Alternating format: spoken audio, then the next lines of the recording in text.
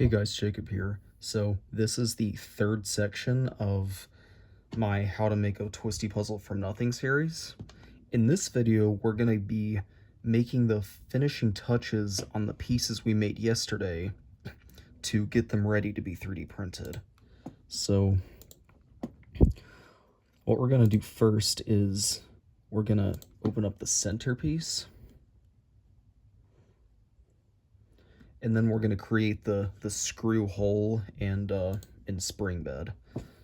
So obviously, since this doesn't have the stalk, the screw itself is going to be sticking out and exposed, and then the spring and everything is going to be trapped up in this part. So what we're going to want to do first is over here, you can create a reference plane, click offset from plane, go to origin, and then, whoops. If you type in 27, that makes a plane tangent to the surface. So we're just gonna have it right there.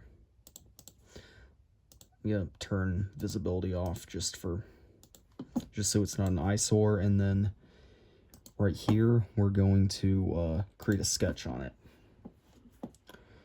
So all we're gonna do is create a circle, and then as for the diameter, we're gonna be doing some measuring. So I got digital calipers as well as a screw, a spring, and one of these 3D printed spacers that I made to reduce spring noise. Now, first off, I'm going to mention that the spacer is 1 millimeter thick, so we're going to consider that when we're going to factor that in. So what we're going to want to do is take the screw and the spring. Oops, let's focus. We're going to screw it in a reasonable depth. I would say until about maybe half the threads are exposed. So there, it looks about good. So we're going to design it around this tension. So what we're going to want to do is measure the distance between the bottom of the screw head and the middle of the core, and we got about 25 millimeters. So that is where the top of the underside of the screw head is going to be relative to the middle. So let's focus. So what I'm gonna do real quick is measure the diameter of the screw head, which is a little over 6 millimeters, so we're gonna make it 7.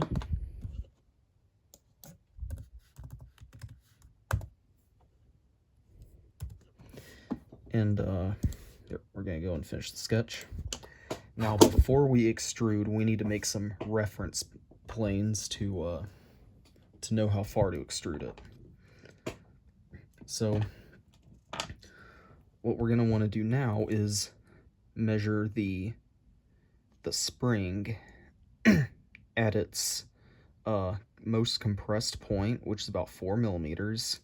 However, at this tension, I'm going to allow a millimeter of flex. So we're going to add 1 to that and make it 4 millimeters, or 5 millimeters rather. And don't forget, we're factoring in the spacer too, so that's 6 millimeters. So the distance between the bottom of the spring bed and the middle of the cube needs to be 25 millimeters minus the distance we just calculated. And so 25 minus, that was 6, so that's going to be 19 millimeters. So gonna offset plane from the origin, 19, and then click the check mark. Okay, as you can see, it is in a reasonable spot. Now, if you do this and the plane is like way down below it, then you did something wrong, but this is how it should be. So we're gonna extrude it that way, make sure we cut, and then instead of a distance, we're going to select 2, and then we can select the work plane, and there we go. So what we're going to do now is start a sketch on here, and then create the hole that the screw is going to go through. So the screw is about 2.5 or 3 millimeters, so I like to do 3.5 just to add extra room.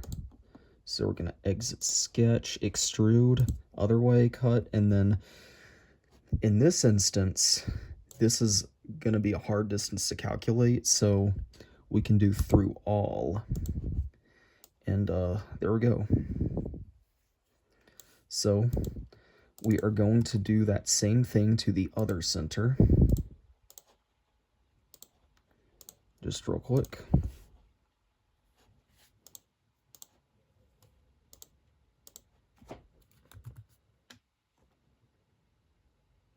Actually, that's 27. Whoops. All right, another plane. All right. So, gonna start sketch on here. Create our circle, and these are gonna have the same measurements as the other one. Only this time we don't have to measure because we already know them. So, extrude, cut, and then to this other one, click OK, and then start sketch right here. 3.5, and then through all. And there we go. We now have the screw hole and spring bed for this centerpiece. So that is the first thing we need to do. So what we need to do now is add some fillets and chamfers to round off the sharp edges. Otherwise, the cube is going to be extremely catchy. So I'm going to start by adding fillets on the corners of it. Let's do 3 millimeters. All right, that looks good. And then we're going to create a chamfer. Let's see. Actually, let's try 10 millimeters.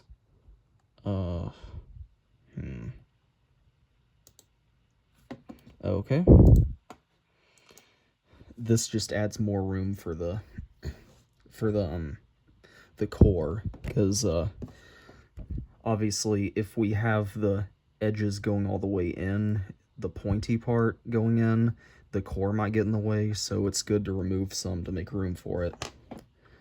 So that's the only reason I did that. Add some more chamfers. Gonna add some right there. And then we're going to create some smaller ones right here.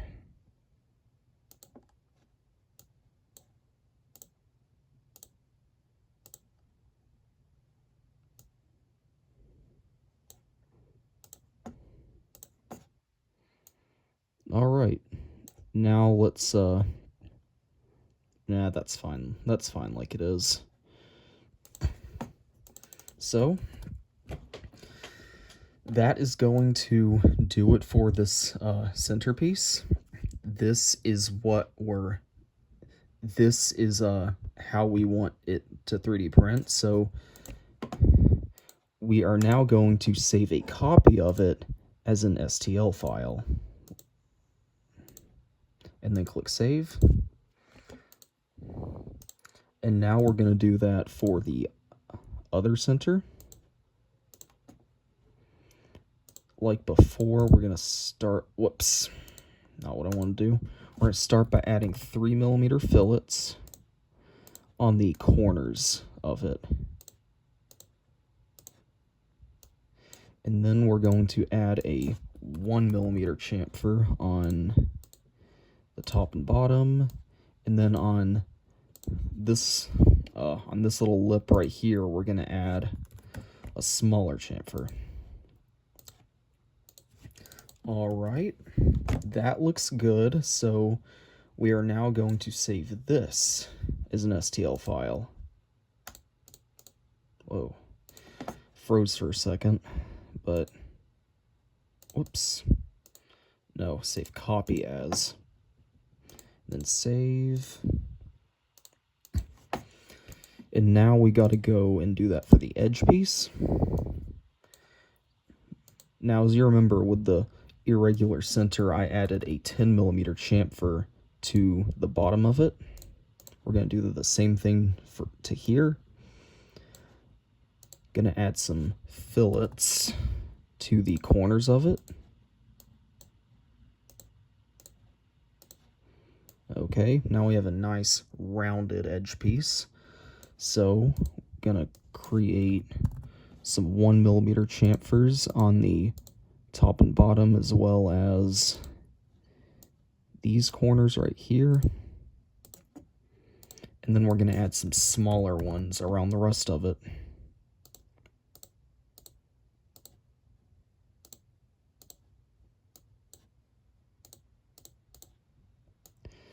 Now, this part is a lot more tedious than the last part, but it is a very important step in ensuring that the cube ends up working as well as it could.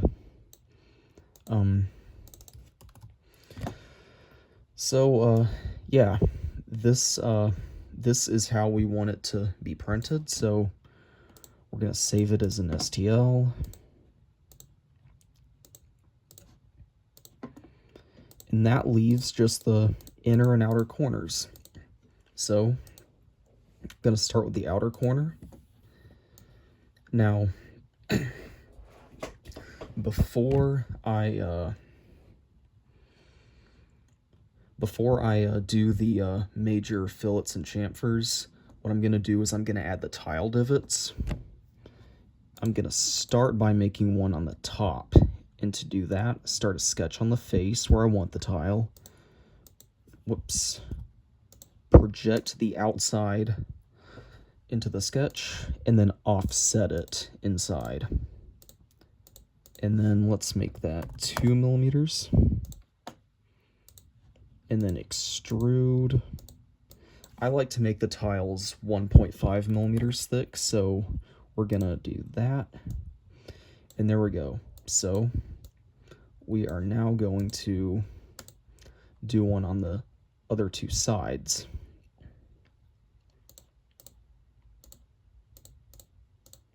Do the same thing.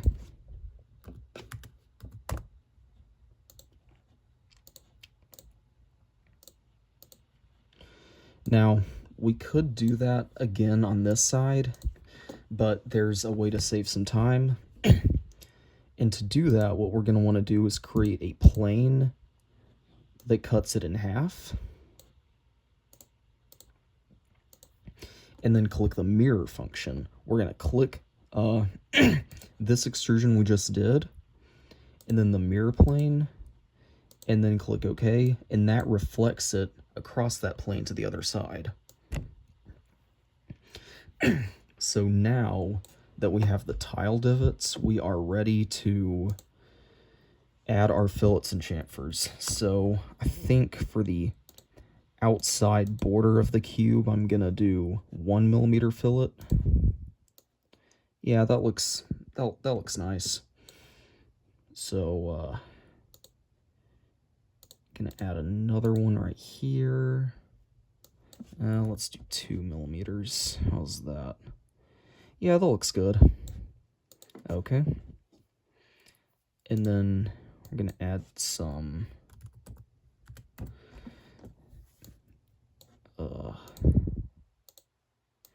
gonna add some 1mm chamfers to this part.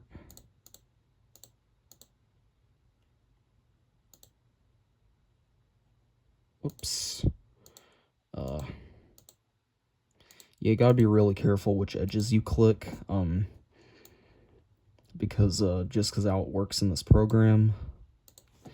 I'm also gonna add a couple of fillets right here to round off these corners, and then click OK. And then we're gonna add some smaller chamfers on the bottom of the foot right here,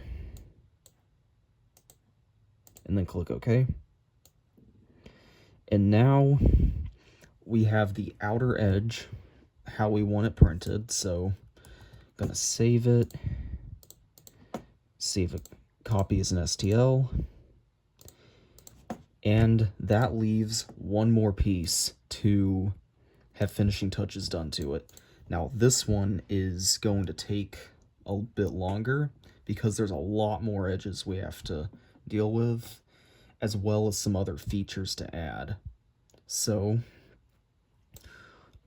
as with the edges, I'm going to cut down this the sharp part right here, the corner base. And to do that, what I'm gonna do is this might not be the most efficient way, but it works.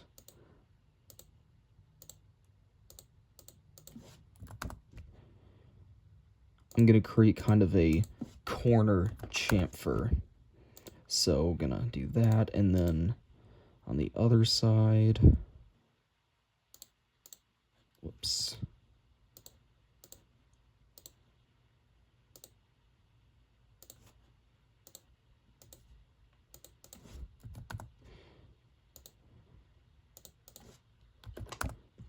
And then click Finish Sketch.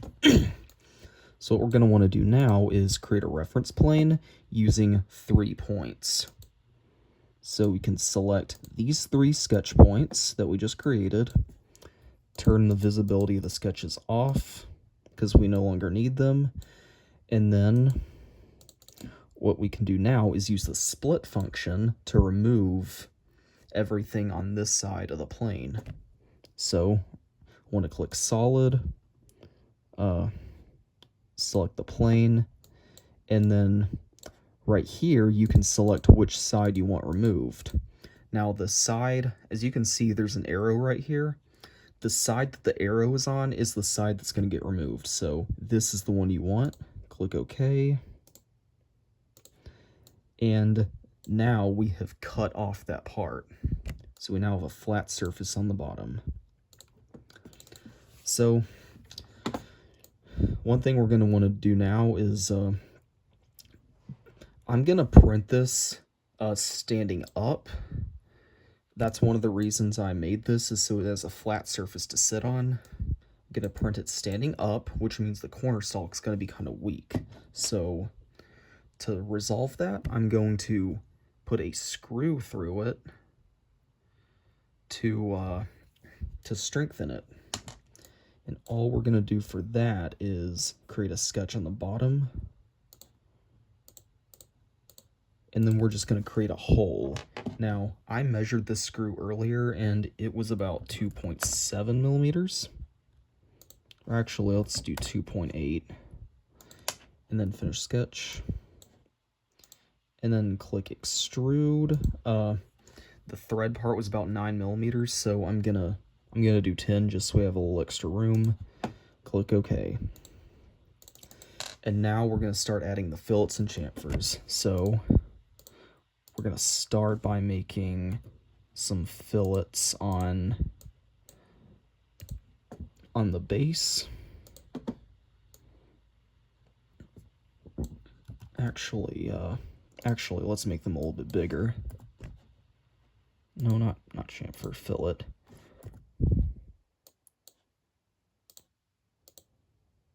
Whoa, yeah, that looks nice. So we're going to click OK. We're also going to add some fillets around the corner stalk. Let's see, how's two look? Okay, 2 looks fine. Click OK. And what this is going to do is it's going to prevent it from catching on the edge piece.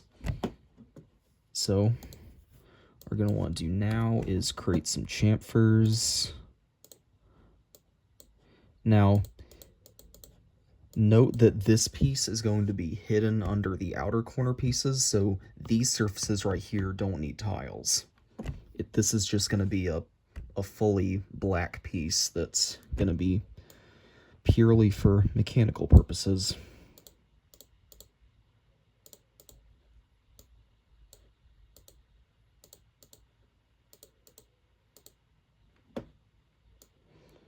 So, as you can see, we got a lot of edges to deal with. Whoops. Okay. One thing I really don't like about this program is that if you accidentally click an edge you don't want to chamfer or fillet, you have to start all over because you can't unselect it.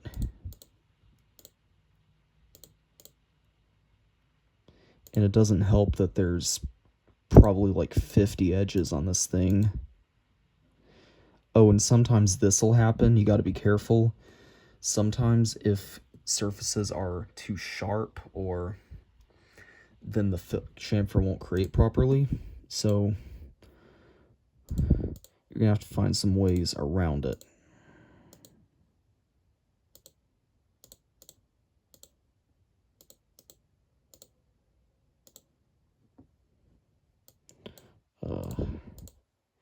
Yeah, I know this part is very tedious, but just stick with me. I promise this will be worth it in the end.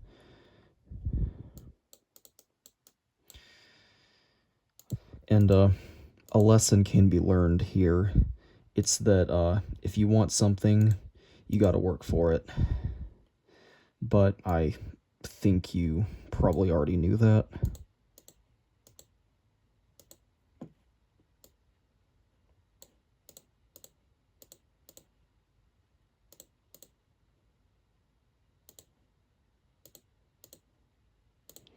I'm just being very careful not to select the wrong edges. Let's see. All right, I think I got all of them that I want to do for now. Is that all of them? Okay. All right. So what we're going to want to do now is, right, I was unable to add these in that one because of geometry issues, so we're actually going to chamfer those separately. And as you can see, now I was able to do it. And so, yep, this is our internal corner. Like with the other pieces, we're going to save it and then save it as an STL. Now, there's one more type of piece we want to design, and that is the tile itself. So, we're going to start a new part file. Set the units.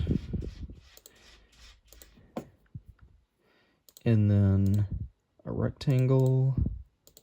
Make it square.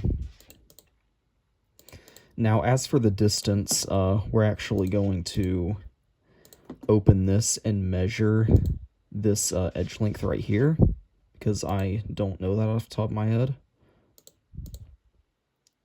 Click measure, that is 26 millimeters. So,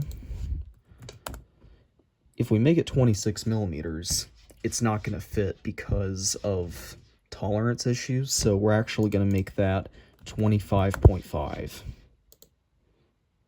So, I'm going to extrude it 1.5 millimeters, and then I like to add 0.5 millimeter chamfers around all the edges of the tile.